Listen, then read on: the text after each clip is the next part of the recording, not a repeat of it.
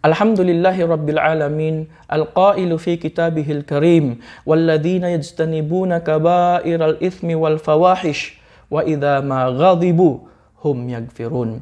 Wa ashhadu an la ilaha illallah, wa ashhadu anna Muhammadan abduhu wa rasuluh, sallallahu alaihi wa ala alihi wa sahbihi ajma'in. Amma ba'du, assalamu alaikum warahmatullahi wabarakatuh. Maamin na mahal kong kapatid sa pananampalatayang Islam, tunay na ang pagkagalit ay isa sa mga katangian na hindi kapuri-puri at ito ay mapanganib, sapagkat ilan na ba ang mga taong nag-aaway, naglalaban at namatay dahil sa galit?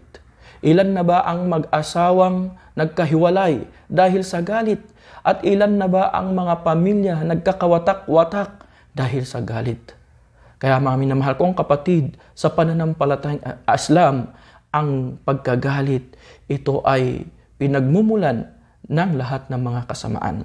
Ito ay isa sa mga katangian na hindi kalugod-lugod para kay Allah subhanahu wa ta'ala. Ito ay isa sa mga katangian na kalugod-lugod para kay Satanas, na kung saan ito ang kanyang paraan upang masisira ang ugnayan ng mga tao sa isa't isa, at lalong-lalo na ang ugnayan nila sa Panginoong Diyos, ang tunay na tagapaglikha na si Allah subhanahu wa ta'ala. Kaya si Allah subhanahu wa ta'ala ay lagi tayong pinapaalalahanan ni Allah subhanahu wa ta'ala mula sa kanyang banal na aklat na sinabi ni Allah subhanahu wa ta'ala, "Walladhina yajtanibuna kabairal ithmi wal fawahish, wa idha ma ghadibu hum yaghfirun." Sila na umiiwas mula sa mga mabibigat at mga malalaking kasalanan at mula sa mga kalaswaan, at kung sila ay nagagalit,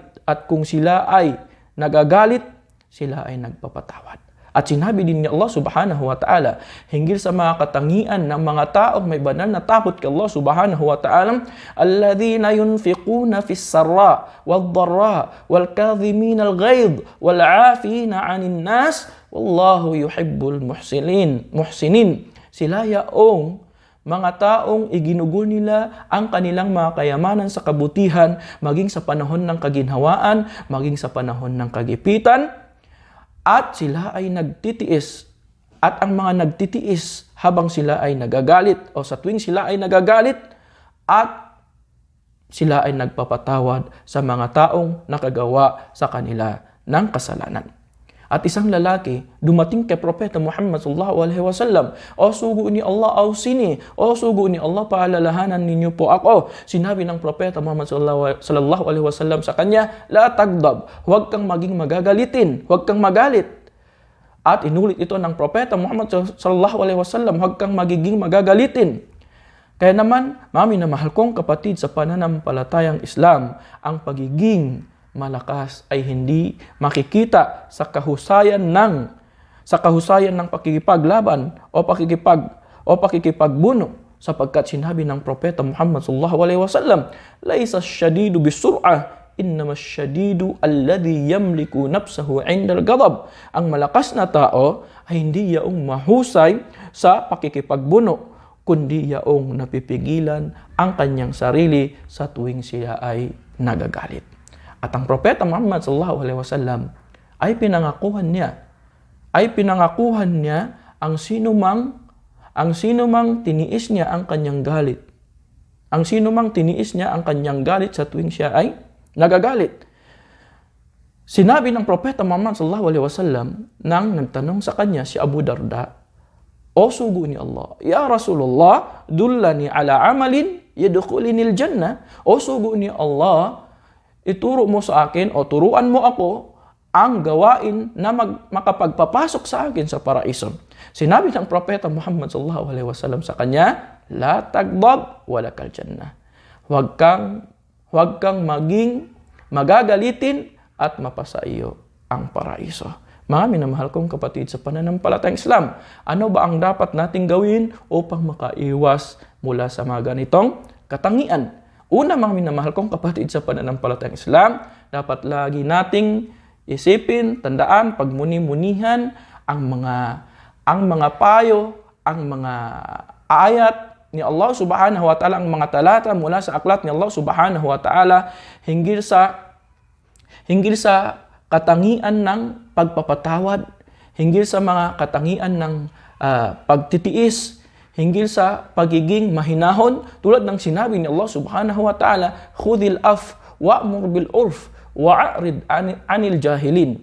Sinabi ni Allah Subhanahu wa Ta'ala, maging mapagpatawad kayo, magpatawad kayo, at ipag-utos ninyo ang kabutihan at lumayo kayo mula sa mga taong mangmang. Pangalawa, ang dapat niyang gawin ay humihiling siya ng pagpapakupok kay Allah Subhanahu wa Ta'ala mula sa isinumpang Satanas. Dumating ang dalawang lalaki kay Propeta Muhammad sallallahu alaihi wasallam at sila ay nag-aaway, at yung isa ay galit na galit at minumura niya yung isa. Sinabi ng Propeta Muhammad sallallahu alaihi wasallam sa kanila, tunay na ako ay nakakaalam kung ano ang mga salitang na magpapaalis sa inyo, nagpapaalis ng inyong galit. Kung sinabi ninyo, a'udhu billahi minasyaitanir rajim, ay mawawala ang galit niyo. Sinabi ng Propeta Muhammad sallallahu alaihi wasallam, O Allah, ako ay magpapakupkup sa iyo mula sa isinumpang Satanas. At pangatlo, mga minamahal kong kapatid, sa pananampalatayang Islam ay dapat umupo siya. Umupo siya kapag siya ay nagagalit.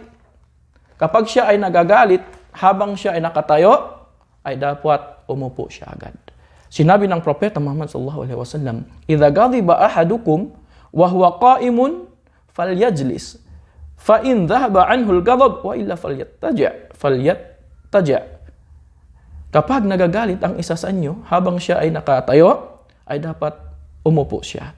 Umupo siya. At kapag hindi pa umalis sa kanya ang kanyang galit, ay dapat humiga siya. Sinabi ni Omar bin Abdul Aziz, qad aflaha man usima min al-hawa wal ghadab wat tama'. Tunay na magtatagumpay ang sino man kapag ang sarili ay makayanan. Tunay na magtatagumpay ang sino man kapag ang sarili ay makayanang pangalagaan mula sa pagnanasa, mula sa pagkagalit, at mula sa kasakiman. Ilayo nawa tayo ng Allah Subhanahu wa Ta'ala mula sa mga ganitong katangian, at nawa ay tatanggapin ni Allah Subhanahu wa Ta'ala ang lahat ng ating mga pagsisikap sa buwan na ito, buwan ng Ramadan. Tanggapin nawa ni Allah Subhanahu wa Ta'ala ang lahat ng mga ating mga ginawang mga kabutihan. Subhanakallahumma wa bihamdik, wa nashhadu an la ilaha illa anta, wa nastaghfiruka wa natubu ilaik. Wassalamu alaikum warahmatullahi wabarakatuh.